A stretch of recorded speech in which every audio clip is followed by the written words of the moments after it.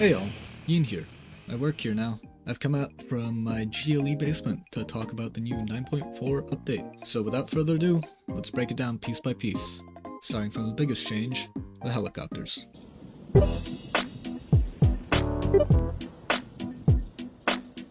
Hey yo, Jim, man, why don't you kick some of that, you know how you do it, man. It's a trip, people don't even believe we're together right now.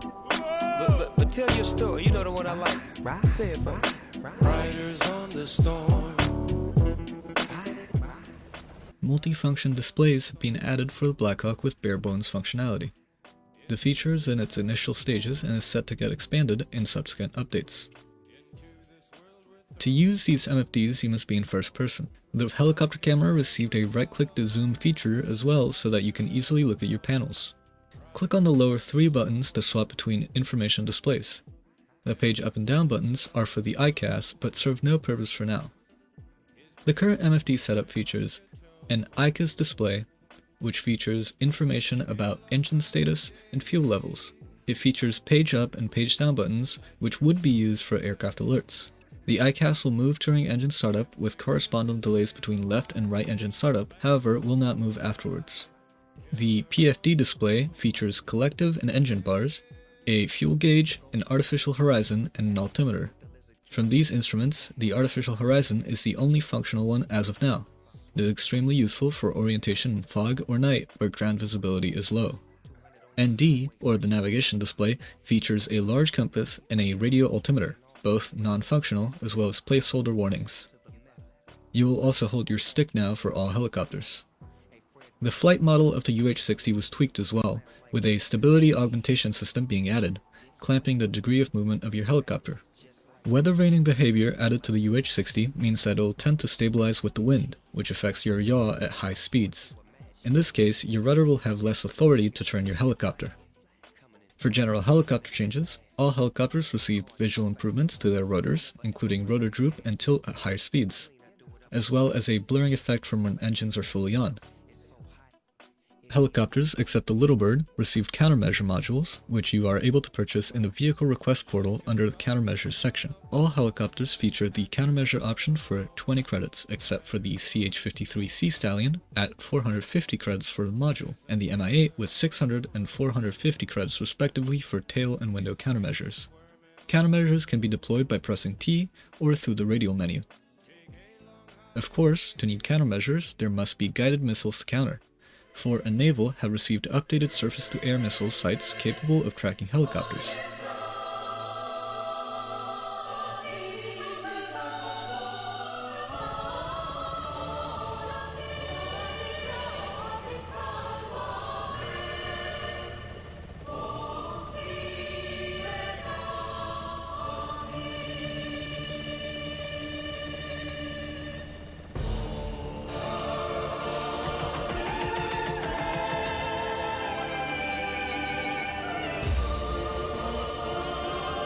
When targeted, your helicopter will give you a lovely warning sound that is sure not reminiscent of your minimum wage job.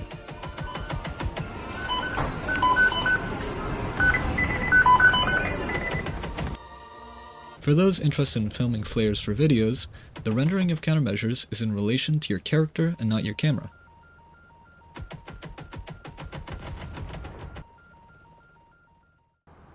Now, back onto the ground, the FOB ATC Tower has been reworked, featuring a lively scene in the building.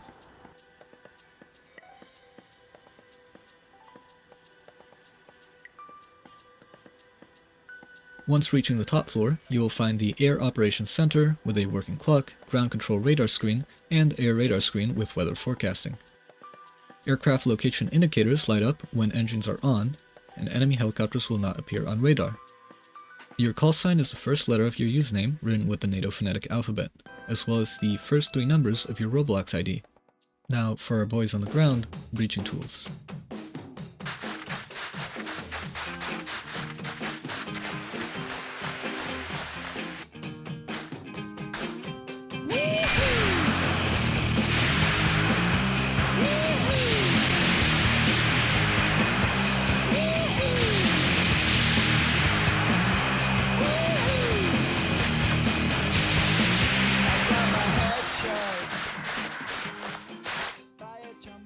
The Halligan Bar has gotten a utility, being able to breach doors in a manner where it does not put you in harm's way, unlike kicking.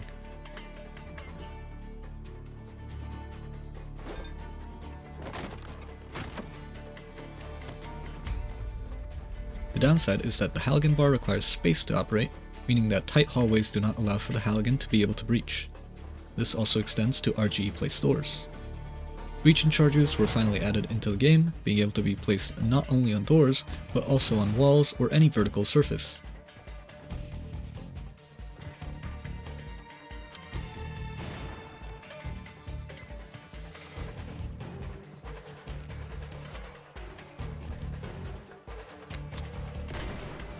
Once placed, the charge will swap out for an M81 igniter, which has a roughly 6 meter range before unequipping. Left click to ignite with a small delay. Compounds received updated doors with the new breaching mechanics, meaning that for certain doors, lockpicking or even opening with the Halligan Bar is impossible. These doors, red metal doors, require breaching charges to open, meaning that you must take them if you are planning to go to Quarry, City, Naval, Fort, and Bunker 4. With all the new features out of the way, on to content. The new RF-417 battle rifle adds a new entry to a quite small section of our weapon selection, only becoming the third in its class. Features 2 stocks, 3 handguard options with flip-up sights on the Recon FSP handguard, 3 barrel lengths, 12 inches, 15 inches, and 20 inches respectively, 2 flash hiders, each with their own suppressor, and the RF diopter sight combo. For new attachments, the RF-417 sister gun, the G28, has received its full suite of attachments, with the PM2 G28 3-20x optic featuring the Sunshade T1 as a customization option.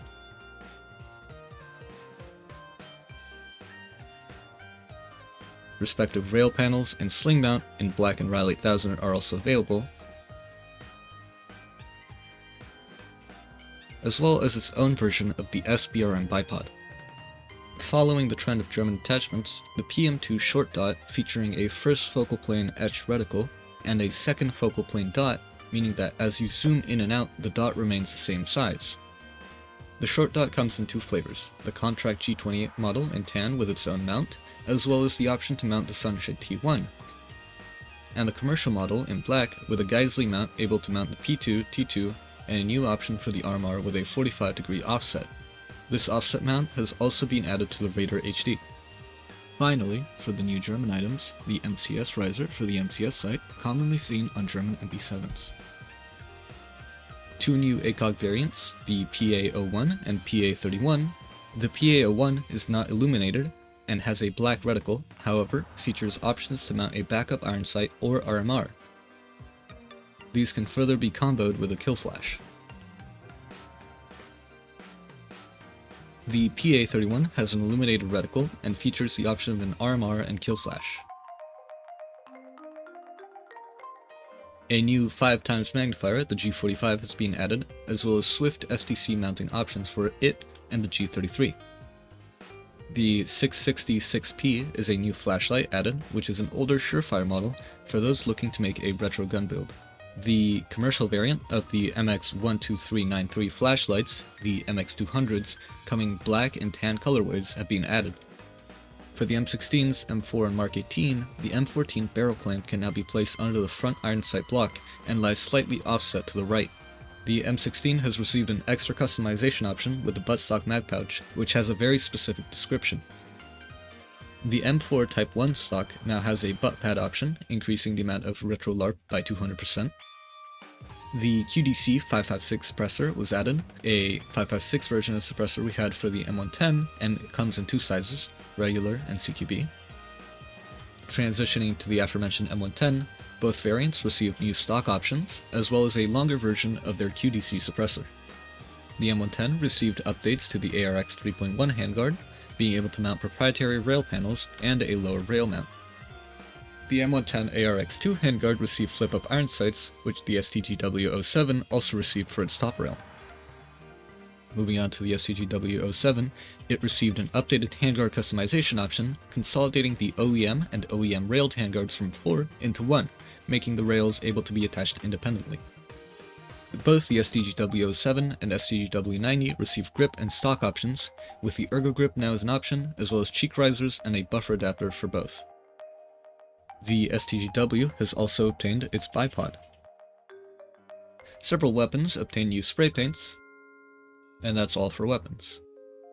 For personal equipment, the 2014 ACU in OCP was redone, and the British G4 NSPA uniforms have gone reworked as well, now including the NSPA Combat and NSPA Field uniform. The Cry 5.56 7.62 embedder pouch has finally gotten the option to hold 7.62 magazines, with M110 and SCAR magazines under the DMR category, and the G28 HK417 magazines under the G28 417 category. Not mentioned in the patch notes, however, is the PVS-31 now having received updated lens caps, as well as the option to remove them. Finally, 26 new country flags have been added, featuring the majority of NATO countries, as well as some other countries as well. These flags can be found in both embroidered and near-infrared form. And that's it for Update 9.4, and I'll see you next time.